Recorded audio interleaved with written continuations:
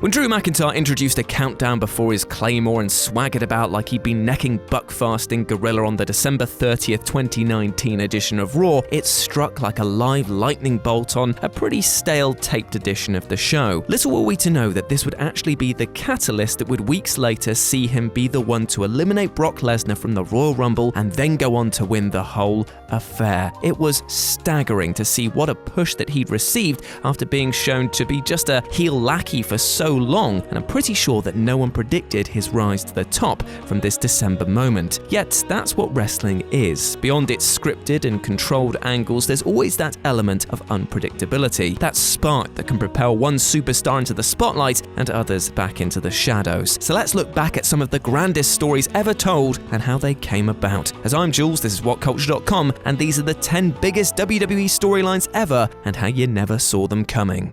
Number 10. An endless summer foreshadows the end of the Rockers. When Shawn Michaels grabbed his longtime partner Marty Jannetty by the hair and smashed his face through the window of WWE's prop barbershop interview set, the moment created was so emotionally potent that it informed the future of the Heartbreak Kid as well as the company at large. It was considered a watershed moment, an archetypal tag team breakup, yet for all the drama that came with Michaels' treacherous super kick and the subsequent glass attack, the seeds for the collapse had actually been sown for some time. Having lost at WrestleMania 6, the Rockers found themselves embroiled in a feud with the newly named Power and Glory. The pair smashed the absolute out of Jannetty and Michaels, targeting the future showstopper's knee in a powerful SummerSlam 1990 squash. Then a tag team championship victory over the Hart Foundation the following October was erased from history entirely, and with this, the Rockers were pretty much dead in the water. They had no gold, no storylines, and the chemistry was fading as both men struggled to see the future plans. Hence the heel turn, and the heel of Shawn Michaels planted squarely in Marty's gob. Number 9. Stone Cold Steve Austin wins King of the Ring and changes everything. By 1996, Vince McMahon had spent years looking for his next Hulk Hogan without stopping to consider how exactly to make the rest of the potential lurking within the rest of his roster actually emerge. It took this and a wave of happenstance to actually make it so. A post-1994 steroid trial resulted in McMahon choosing fellas from the big and tall shops rather than his old vascular favourites. Out went a failing Lex Luger at the expense of Yokozuna, whilst the likes of Diesel and Mabel got pushes as big as they were. Everyone else of a shorter height wasn't even worth a second glance. That was until Stone Cold made us all sit up and take notice. Steve Austin wasn't scheduled to win the King of the Ring 1996. That honor would have gone to Triple H instead, but he got booted from the spot after the Click Farewell incident. Unscheduled winner Austin then dropped an unscheduled Austin 316 line into his celebratory speech, playing off the unscheduled finalist Jake Roberts' own religious reinvention. No one could have seen it coming, but arguably we all benefited from this late change.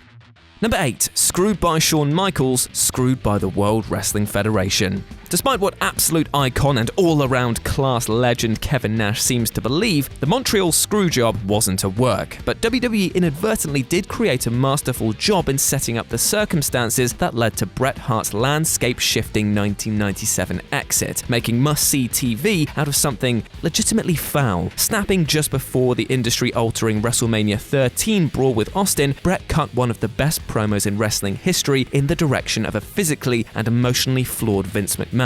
Frustrated wasn't the goddamn word for it. This was bullshit. He'd been screwed by absolutely everybody and wasn't provided with justice or vindication, which actually became a format for Vince to use for his heel character. It was the missing piece of a puzzle McMahon had been trying to solve for some time, and the match would realize a shifting philosophical approach to his product of which there was no way back. Like I say, it's a shame that it cost a man his career, but it gave birth to a legacy that was Mr. McMahon. Number 7. Undertaker burns Paul Bearer in April, giving Paul Bearer the impetus to release Kane in October. Paul Bearer had a hell of a kicking coming his way by the time that the new WWE champion sought his revenge at the very super show that promised, well, exactly that. But In Your House, Revenge of the Taker didn't turn out to be just the place where The Undertaker set fire to Bearer's face, but it was also the birthplace of one of his biggest rivals. The flash paper spot that torched Bearer's skin should have been the end of The Undertaker's relationship with Bearer, but would in fact be the catalyst that sparked Kane's arrival to the WWE. The flames here gave Bearer the idea of unearthing the dead man's brother brother and the scorched flesh that he received were the motivation to design Kane's entire backstory around. Very few in attendance would have predicted that this act of revenge would end up causing the Deadman a whole new world of trouble. Number 6. John Cena has ruthless aggression. John Cena is ruthless aggression. If we're being honest, this wasn't a great promo, but it is an iconic one that put Cena on the map and gave way to the Russian era. Just 24 hours removed from a rather on-the-nose rah-rah speech by Vince McMahon on Raw, debutant Cena fronted up to Kurt Angle, promising plenty of the oh god, my jaw can't take any more of this.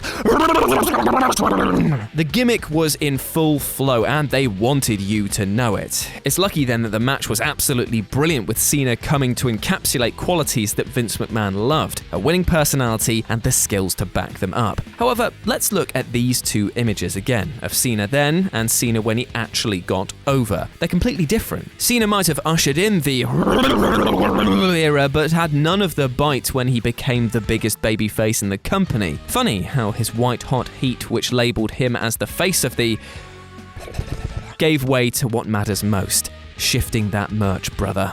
Number 5. Randy Orton's push is not Randy Orton's push. WrestleMania 21 saw a double main event definitively adjoint two brand new top stars atop WWE, as both John Cena and Dave Batista won the top titles on their respective brands. Having opened the show of shows a year prior, Cena had been primed for the position for some time. SmackDown's Animal, however, was more of an extremely happy accident. A key feature on Raw as part of Evolution, there always appeared to be something of a ceiling above Batista's lofty frame, not least due to the company he kept. Randy Orton had the youth Big Dave lacked, Triple H was the muscled top heavyweight on Monday Night Raw, whilst Ric Flair was such a force of charisma that others appeared in deficit by comparison. Triple H's thumbs down gesture the night after Orton won the World Heavyweight Championship at SummerSlam 2004 may as well have been a click of the finger. A babyface was made just like that. But it wasn't the Legend Killer. He'd lost his title within a month, failed in every attempt to win it back, and he had to turn heel again before WrestleMania, once earmarked for his ascent. Instead, Batista had spent every television appearance eyeballing the belt that he knew that he was capable of keeping. An organic rift formed between mentor and student, and that resulted in a feud that cemented Batista's headliner status forever. The Viper, on the other hand, well, he had to wait years for his second slither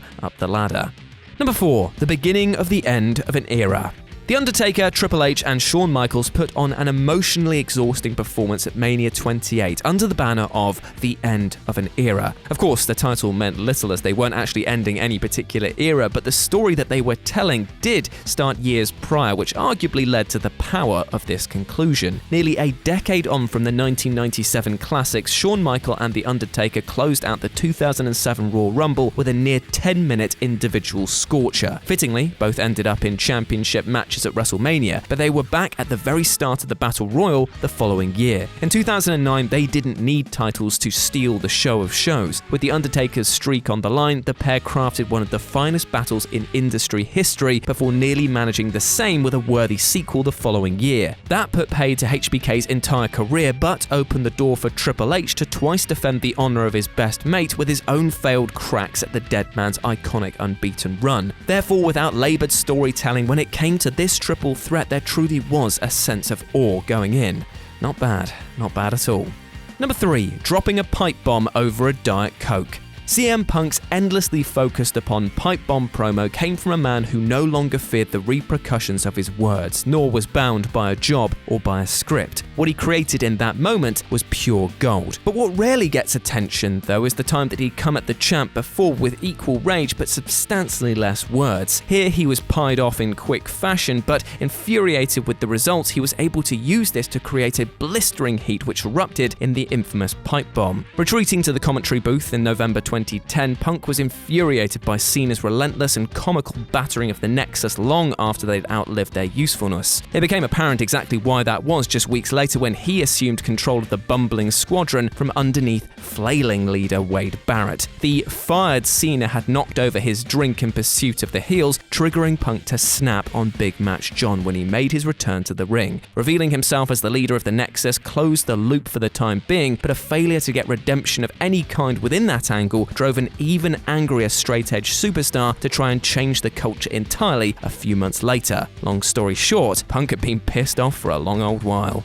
Number 2, the Royal Rumble ballad of Ronda Rousey, Charlotte Flair, and not Becky Lynch. WWE's women's division was at long last the company's biggest burning issue at the climax of 2018's Royal Rumble main event. And the best part is that this foreshadowed an even brighter day for the division. And yet, while Becky might be at the time of recording one of the most celebrated talents in the ring, her rise to the top came almost out of nowhere. Ronda Rousey's transcendent rival saw her come face to face with then Raw champion Alexa Bliss, Rumble winner Asuka, SmackDown champion Charlotte Flair, and company chief Stephanie McMahon. She'd dominate the latter at WrestleMania, Little Miss Bliss at SummerSlam, the Queen at Survivor Series, and though an Asuka dream match never came to be in Ronda's maiden year, she found the soon-to-be big drawer, Becky. Her biggest rival was still being used for workhorse purposes in the evening's historic headliner. 4 megastars filled the ring as the pay-per-view went off the air, but the man partially responsible for its final push to the WrestleMania main event had been forced to endure a far less satisfying shift. Entering at number 2 and going half an hour, Lynch barely grazed the second half of the contest and only managed a single individual elimination in that time. She wanted what all of the above were set to get that night, but it would take her a half year to figure out how to finally go and get it. And number 1, Ali's lost fight kickstarts Kofimania. Never saw it coming is perhaps the most painful prognosis for Mustafa Ali to still have to hear after seeming to be within touching distance of a major WWE Championship opportunity early in 2019. Daniel Bryan was operating at a level beyond just about everybody else in wrestling in his extreme environmentalist role, hemp belt and all, but was so confident in his position that he didn't have a problem laying down for when the story called for it. Ali featured in such a story, scoring a pinfall victory over Bryan to tee up an eventual match for all the marbles. A near miss or shock victory was advertised for Elimination Chamber that itself could have fed into a WrestleMania singles match until the story became somebody else's entirely. An eye injury suffered at a house show a scant 7 days before the show cost him his spot, and career mid-carder Kofi Kingston's insertion was too powerful for WWE to ignore. A combination of fan sentiment and legitimate momentum resulted in the New Day man making history on the grandest stage. Ali, meanwhile, well, he's awaiting his second brass ring. And there we go, those were the 10 biggest WWE storylines ever and how you never saw them coming. I hope that you enjoyed that, my friends, and please let me know what you thought about it down in the comments section below. As always, I've been Jules. You can go follow me at RetroJ with a 0 over on Twitter. Hope you have a fantastic day, whatever you're getting up to. I'll speak to you soon. Bye.